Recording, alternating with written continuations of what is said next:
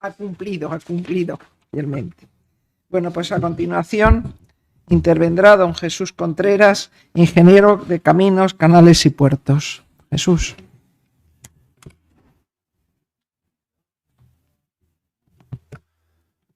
Buenos días, gracias por la invitación. Yo voy a ser muy breve porque ya mis compañeros han comido todo el tiempo de sobra, ¿no? Mi mensaje va a ser igual el más crítico de lo que he escuchado hasta ahora. Voy a pasar muy breve. O sea, yo creo que la gestión del agua en España se sustenta sobre cuatro pilares o cuatro bases, ¿no? La primera sería la propia singularidad del origen del recurso. La segunda sería la estructura existente para la gestión del agua en este momento en España. La tercera, la propia estructura política española. Y la cuarta, la normativa vigente, las leyes, la normativa legal vigente en este momento, ¿no?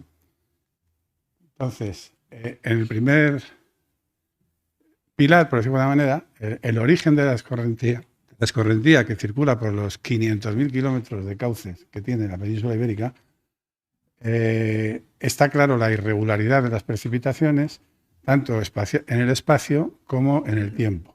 Ahí está un mapa de la península donde se ve que en la zona norte, aquí hay 4 climas, está el clima atlántico, el clima mediterráneo seco, el subtropical y el tropical de abajo, ¿no? Arriba tenemos precipitaciones medias anuales del orden de los 1.400 milímetros año, y en la zona suroeste 380, creo que es, no, 380 milímetros año.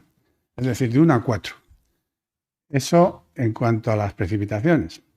Y si ya nos vamos a un punto determinado, he puesto el ejemplo de Madrid, las precipitaciones medias de la serie histórica, después de una ponencia del profesor Francisco, que aquí nos acompaña, es un sabio de esto, bueno, pues van de 1 a 2, es decir, en Madrid hay años que caen 300 mililitros, 300 litros no llegan, 200 incluso, hasta 700, ¿no? Entonces, esto da idea de la complejidad del clima y de la generación del recurso. Ya se han dicho todos estos datos, pero solamente los repito muy deprisa. Con una superficie de 490.000 kilómetros cuadrados, una precipitación media de 680, el volumen de la precipitación medio es de 335.000 hectómetros cúbicos. Y solo de esos acaban en escorrentía 117.000, los cuales vienen en parte de ellos 15.000 por parte de aguas subterráneas. Es decir, la evapotranspiración en España es el doble o más del doble del resto de Europa. Entonces, da idea del cuidado que hay que tener para gestionar un recurso tan escaso en un territorio tan diferente en cuanto a cuencas excedentarias y cuencas... Esto es un poco la comparación con el resto de Europa, que es más cerca de nosotros, ¿no? Entonces vemos que España, respecto a los países que nos rodean, está pues el penúltimo en cuanto a precipitaciones, por debajo de Alemania y, por supuesto, por debajo del Reino Unido, Bélgica, Francia, etcétera, ¿no? Y como, por ejemplo, en el caso de Alemania, siendo una superficie bastante inferior a la península ibérica, con un volumen de precipitación menor global que la península ibérica, tiene un volumen de escorrentía mucho el doble que la península ibérica. Claro, esto da lugar a que el segundo aspecto que hay que tener en cuenta en la península ibérica como característico es la pendiente de nuestros ríos. O sea, si comparamos nuestros ríos con los ríos europeos o el Amazonas o el Danubio, vemos que la pendiente media en España, en los ríos, fíjate, van desde 0,3, 10 milésimos en el Danubio, 0,4, y en la vertiente mediterránea nuestra estamos hablando de 10 millones. O sea, ¿qué pasa? ¿Qué consecuencias tiene esto? Lo que decía uno de los ponentes que me ha precedido, que si no hubiera una regulación artificial, los ríos españoles estarían secos a lo largo del año varias veces en general. Y entonces aquí surge el gran tema. Entonces aquí nos hemos empeñado en el caudal ecológico sin respetar el ciclo hidrológico. Y eso lo vamos a ver ahora. Pues al final tenemos aquí una precipitación escasa, muy irregular, con una red de drenaje torrencial, escorrentía reducida, cuencas no homogéneas, tiempos de vaciado muy cortos, fuertes desequilibrios, bajo aprovechamiento natural del recurso y necesidad de implementar sistemas de regulación artificial. Esto, si comparamos un poco lo que hay en lo que nos rodea, se ha dicho también en una ponencia anterior, la regulación natural es a base de envasamientos naturales, infiltración, acuíferos. En España, si no hubiera ninguna obra o infraestructura, podríamos aprovechar menos del 8% de las aportaciones que caen, aproximadamente 9.000 hectómetros cúbicos. Antes se ha dicho 5 millones de habitantes, yo creo que son más, pero bueno, no serían muchos más, desde luego no los 50 actuales. En Europa, pues en Alemania, Francia, en régimen natural aprovechan el 40% de la aportación, que en este caso serían 87.000 hectómetros cúbicos en Alemania, por ejemplo. ¿Qué pasa? Que se requiere regulación artificial y entonces ahí viene que al final nosotros tenemos 1.300 presas. Yo ponía ahí 1.000 basas de riego, me he quedado sorprendido. Dices 30.000, pues serán 30.000. Y luego 14 trasvases intercuencas, que no nos olvidemos que los trasvases existen desde hace muchos años en España. Y no solo el Tajo Segura. Hay un trasvase que alimenta, o sea, que abastece el Gran Bilbao. Ojo, ¿eh? El Gran Bilbao se abastece desde el Ebro con un trasvase antiguo que en base que le aporta, no sé, son 50 hectómetros cúbicos o de ese orden para abastecer. ¿Cuánto? 170. Y que aquí nos rasgamos cuando decimos que hay que llevar a Barcelona a 190 y decimos que es imposible y que no se puede hacer. Bueno. Si vemos un poco los volúmenes de embalse que hay en este momento son 56.000. Y también se ve que el tirón es de los años 56 hasta los años 80. Y ya a partir de los 90 y tantos, cero. O sea, ya no hacemos nada. En el tema de vamos hacia un cambio climático que va a reducir las precipitaciones de forma, dicen, importante, pero nosotros nos olvidamos ya de guardar el agua. Aquí lo que quiero resaltar, en el año 1993 se intentó sacar adelante el plan hidrológico, el primer plan hidrológico nacional, porque es, como decía Paco Flores, el desistimiento del primer plan hidrológico nacional, ¿no? Más o menos, ahí está, en el mapa este de España, la serie de trasvases que estaban previstos. Eran 250, si mal no recuerdo, eran 250 embalses y todos esos trasvases, que en el caso del Ebro eran de 1.800 hectómetros cúbicos. En la revista de Estudios Agrosociales número 167 de enero del 94, el responsable máximo del plan hidrológico hacía unas declaraciones. He señalado ahí en azul lo que decía. En este sentido, al estar demostrado que con las medidas de incremento de regulación interna de las cuencas, de incremento de extracción de los acuíferos infrautilizados y de desalación de agua de mar, además de las actuaciones previstas para la racionalización de la demanda, no se logrará paliar el déficit previsto para el año 2012 y será necesario para ese horizonte la transferencia de parte de los recursos sobrantes de las cuencas sedentarias para la satisfacción de las demandas de las cuencas que hayan agotado sus propios recursos. Eran declaraciones del máximo responsable del plan hidrológico. Al lado de este mapa está lo que quedó del plan hidrológico aquel tras el cambio de gobierno. Este plan hidrológico no llegó a pasar por el filtro del Consejo Nacional del Agua y decayó el gobierno antes de que se pudiera, porque lo que se hizo fue una revisión del plan que luego ya nunca vio la luz. Es curioso porque años más tarde, el que era responsable del desarrollo del programa Agua hacía otras declaraciones en un periódico y lo que decía es que se trata de solucionar problemas concretos que exigen respuestas a medida y no una oferta genérica de recursos hidráulicos como la que suponía el trasvase. Era un despilfarro evidente de recursos económicos y era un proyecto inviable.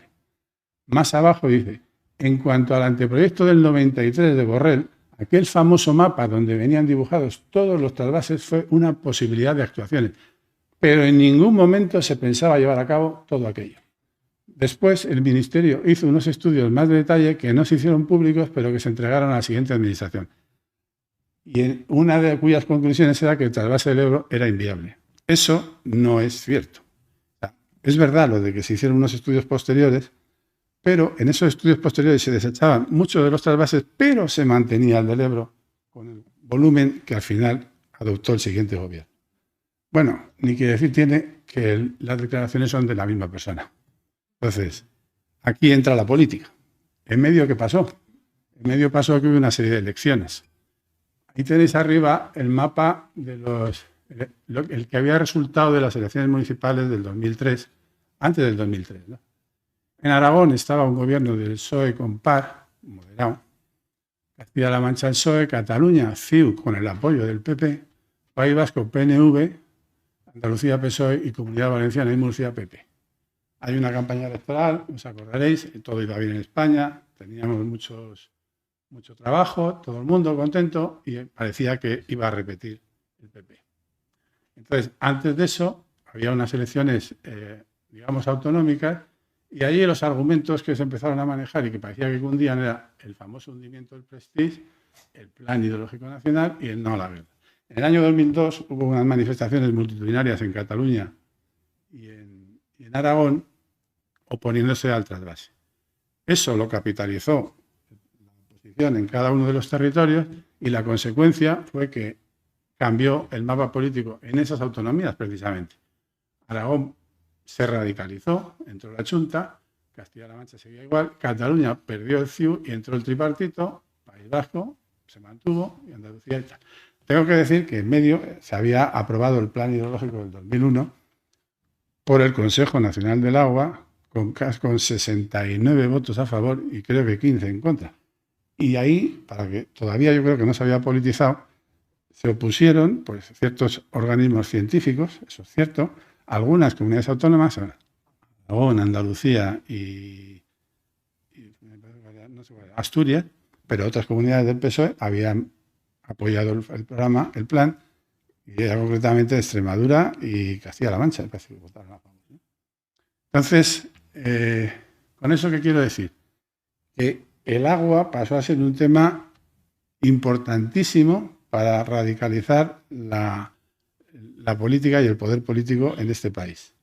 Entonces, a partir de ese momento cambia el gobierno en el año 2004 y entonces ya, evidentemente, ya no hay nada que hacer. Entonces, se crea un poco esta situación, ¿no? El otro pilar que yo hablo es la ley. Entonces, la Administración Hidráulica en España, la Ley de Agua del año 85, bueno, establecía una serie de prioridades en el uso de abastecimiento, regadíos, uso industrial, no mencionaba el caudal ecológico. Y luego el medio ambiente aparecía en los distintos artículos, en el artículo 13, compatibilidad de la gestión pública y la organización del territorio con la conservación y protección del medio ambiente. Se hablaba sobre todo de calidad, más que de cantidad y de caudales ecológicos, creo yo.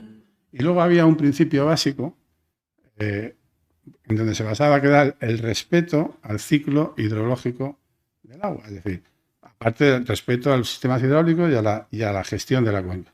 El ciclo hidrológico significa que hay determinados meses en el año que el río estaba seco. Entonces, aparece la reforma de la ley en la reforma de 1995 y en ese momento aparece el señor caudal ecológico que se transforma en el eje central de la planificación hidrológica de este país. Y a partir de ese momento ya figura como tendrán el carácter de uso. Cuando habla de los caudales ecológicos o demandas ambientales, no tendrán el carácter de uso, debiendo considerarse como una restricción que se impone con carácter general a los sistemas de explotación. Entonces, en ese momento ya llega el siguiente gobierno y ¿dónde pone los caudales ecológicos? Pues en el caso del Ebro, no sé si lo pone ya en 7.000, 8.000 hectómetros cúbicos en la desembocadura. Y no se puede hacer un trasvase a Barcelona de 11 metros cúbicos por segundo porque parece que Aragón es el dueño del agua. Y ahora escuchamos a un mandatario del Partido Popular que dice que hay una línea roja que no se puede atravesar, que no se le puede dar agua a Barcelona. Entonces hay que esperar a que el agua llegue al mar, cogerlo, desalarlo, montarlo en un barco y llevarlo a Barcelona. Eso es a lo que hemos llegado, ¿no? Y bueno, y la estructura política es lo que se contaba. Entonces, al final, la estructura de gestión que hay en España, yo creo que ha sido modelo en muchos países del mundo. O sea, tenemos una unidad de gestión en cuencas con una Dirección General de Obras Hidráulicas que depende, que a lo mejor también es otro grandísimo error, dentro de un Ministerio del Medio Ambiente que no sé por qué, en el año 2000, cuando se crea el Ministerio del Medio Ambiente, se llevan la Dirección General de Obras Hidráulicas del Ministerio de Fomento al Ministerio de Medio Ambiente. ¿Y por qué no ferrocarriles? O sea, los ferrocarriles en este país se hacen contra viento y marea. Las obras hidráulicas es imposible porque dependen de un ministerio que es Medio Ambiente. No tienen ni siquiera categoría de Secretaría de Estado.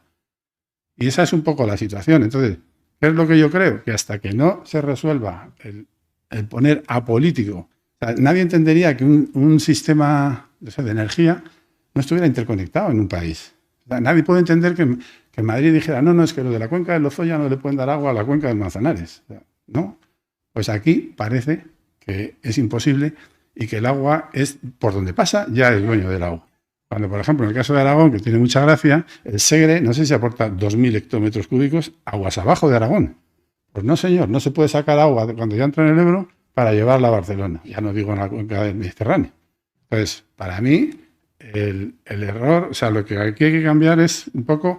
Y todo esto, ¿por qué ha sido, a mi juicio? Porque a lo largo del siglo XX, la gestión del agua estaba en manos de los ingenieros, en general, los ingenieros de montes, ingenieros agrónomos, ingenieros de camino, y eso se ha ido variando y, claro, la gestión del agua está en manos de gente que yo no digo, son políticos. Las confederaciones están presididas por políticos. El director general del agua actualmente es un licenciado de abogacía. Valiosísimo, pero es abogado. Entonces, bueno, en esas condiciones no se puede esperar mucho de la planificación en el futuro. O sea, yo creo que la planificación en este momento no existe.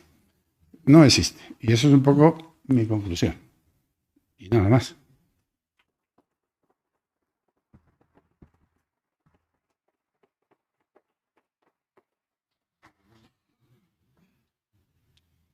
Bueno, muchas gracias a todos.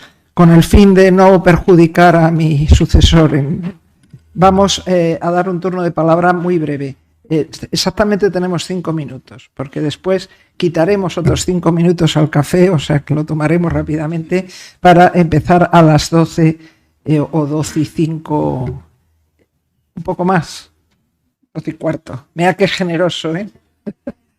Qué generoso conmigo. Bueno, lo que sí os ruego es que hagáis preguntas y digáis a quién se las vais a hacer, ¿eh? Quién tiene que contestarlo con el fin de... Espera un momento que pida el micrófono.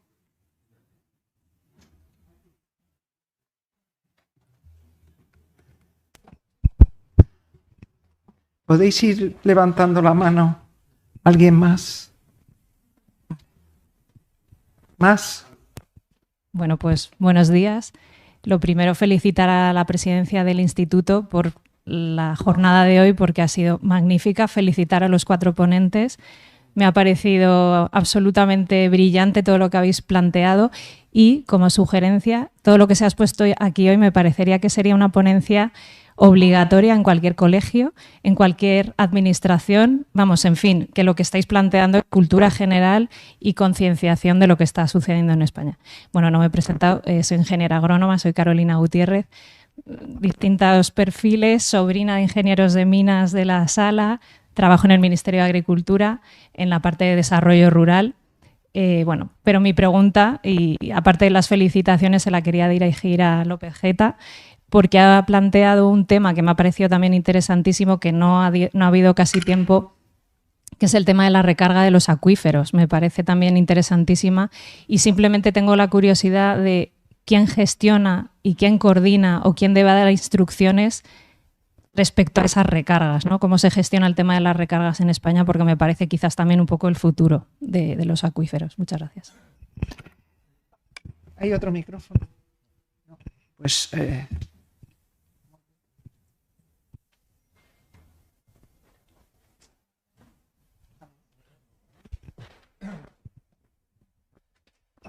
Bueno, la verdad es que es una pregunta interesantísima. Hay que partir de una condición con el tema de las aguas subterráneas, que hasta la última modificación del Reglamento del Dominio Público Hidráulico, las aguas de recarga se consideraban como un vertido, con la paradoja que tú podías estar cogiendo agua de un manantial que paralelamente se estaba utilizando como para aguas minerales y tú querías ese agua recargarlo un poquito más abajo y tenía que hacerse el expediente de como si fuese un vertido.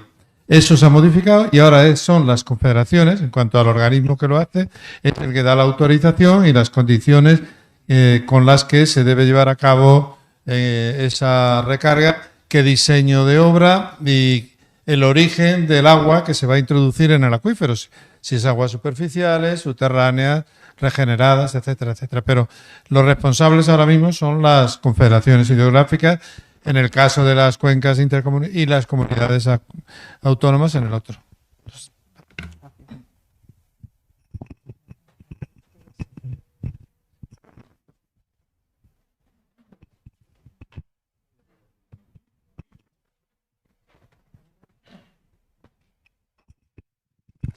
Buenos días. Quiero dar las gracias por tan interesantes intervenciones. Para mí ha resultado de mucho interés. Y a lo mejor entendí mal y tengo una pregunta. Yo entiendo que los ecosistemas son, todos los elementos de un ecosistema están estrechamente ligados. Y respecto a que habría exceso de vegetación o la necesidad de que existan los bosques, mi impresión, lo que yo he leído, es que planetariamente ha habido una deforestación muy seria a nivel planetario. Y yo creo que la existencia de los árboles son muy necesarios. Entonces, no sé, a lo mejor yo entendí mal que habría un exceso de vegetación. Yo creo que... O una gestión inadecuada. Eso, creo que... Si fueran tan amables, por favor. Sí, yo creo que tiene que ser José Luis. No, yo creo que a lo mejor, por aquello también, el tema de las prisas, ¿verdad? Que a lo mejor me he expresado mal. Yo creo que lo que te quiero contar con eso de la ecohidrología. En España nos hemos visto sometidos durante mucho tiempo a repoblar, vamos a decir así con la palabra, con unos números de pies por hectárea excesivos en muchos lugares, en zonas semiáridas y áridas. Ese cambio de mentalidad que te estoy comentando, unido a los cambios de la maquinaria a emplear, más las preparaciones del terreno, tanto las agrícolas como las forestales, tiene que otra vez recalcularse, otra vez que repensarse. Porque no podemos seguir con este escenario con un número excesivo de plantas. Hay que estudiarlo. Yo no digo, ni estoy comentando nada que soy... Te puedes imaginar, ingeniero de montes, y estoy a favor del bosque como medida, como elemento regulador, por supuesto, de las cuencas. Pero lo que sí es cierto que en determinados lugares hay que ver, es reestudiar, ¿no? Esto.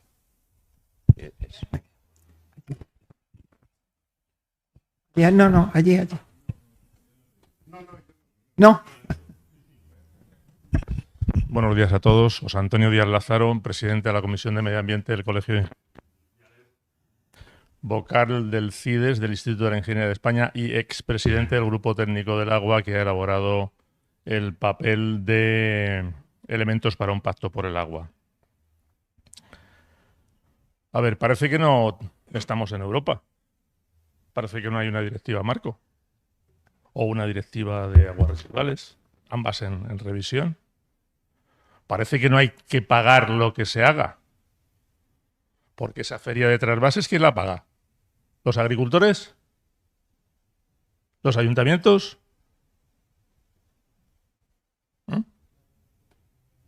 Parece que no hay que pagarlo. Hay una pelea ahora mismo entre el ayuntamiento y el ministerio para hacer las 3 grandes depuradoras, la modificación de las 3 grandes depuradoras, para ver quién lo paga. Yo creo que no hay que mezclar la política con el agua. No hay que mezclar la política con el agua. No. No hay que mezclar la política con el agua, y menos en un foro como este. Nada más. No. Para allí, por favor. José María, pásaselo. Ya está. Creo que no había ninguna... Es una afirmación la que he hecho.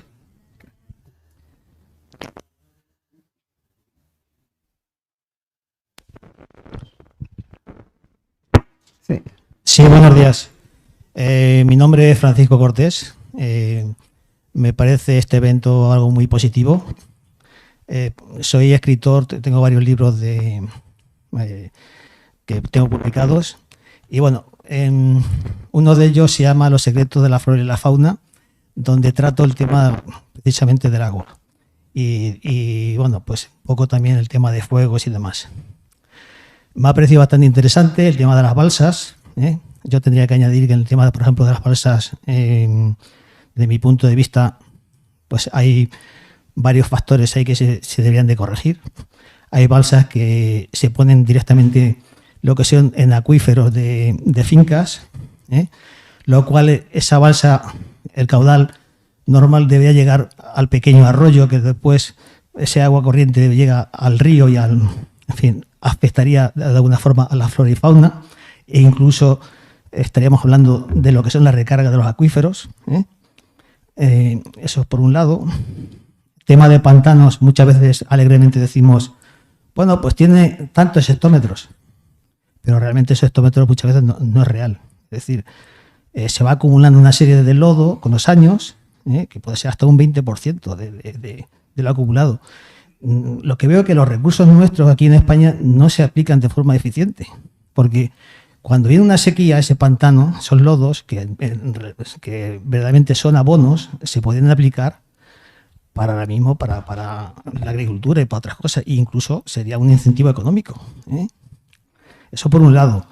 Y luego, en el tema de los montes, es que antiguamente, pues se dejaba en los pueblos pues el propio ganado, el propio tal, que limpiaba el monte. Es que ahora esto es vamos, es que esto hemos pasado ya, hay un incendio y eso arde como la tea. Los cortafuegos, en fin, hay muchísimas cosas que no se están aplicando. Es un poco, bueno, pues decir un poco mi opinión al tema que se ha planteado.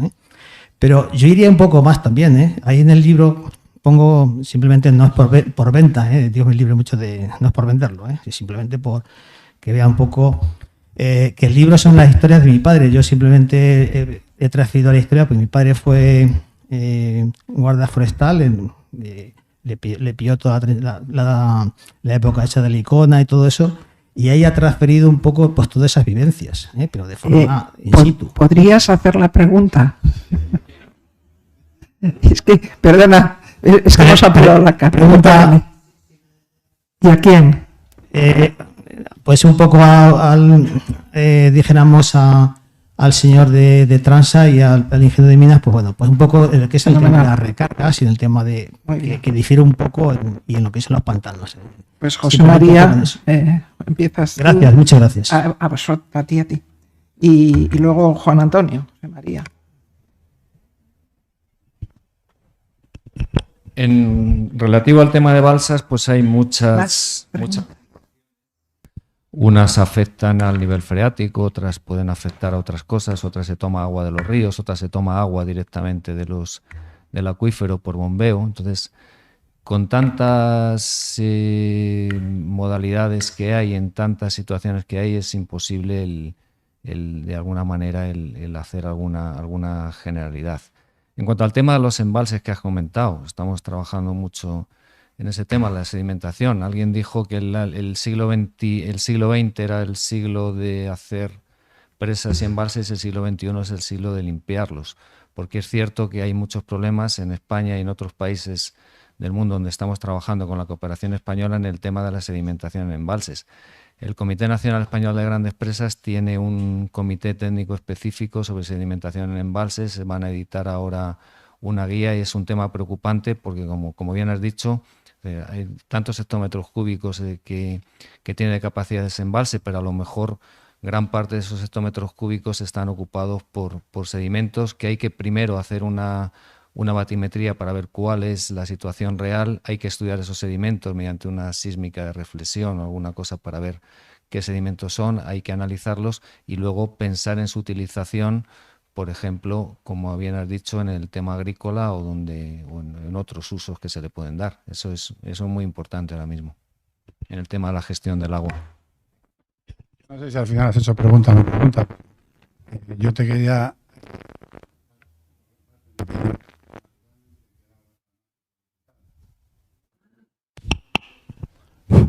Que digo que naturalmente que el agua es materia política 100% en este momento, primero.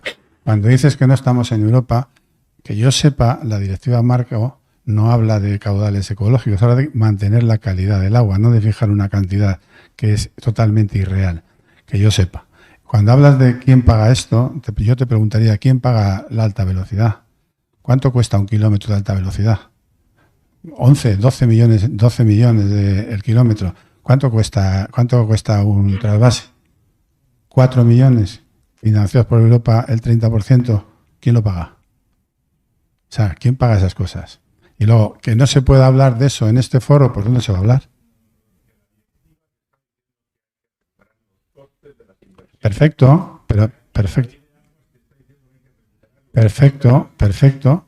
Pero se está recuperando ahora en las desaladoras. 0. El riego.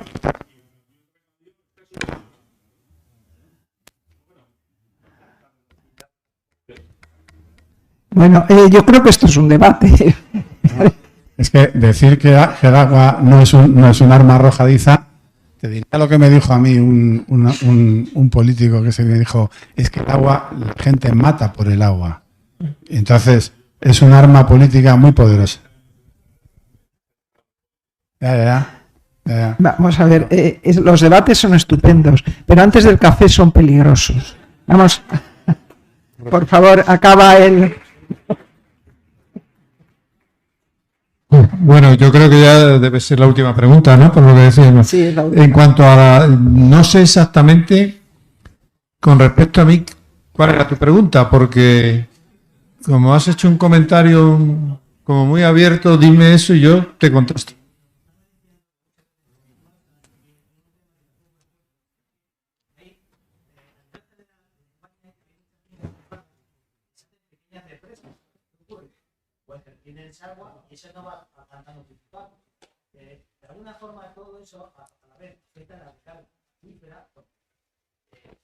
Todo el agua que circula por esos arroyos y demás es un agua que de alguna forma afecta a las aguas. No, sí, te contesto ya. He visto un poco por donde llevas la pregunta.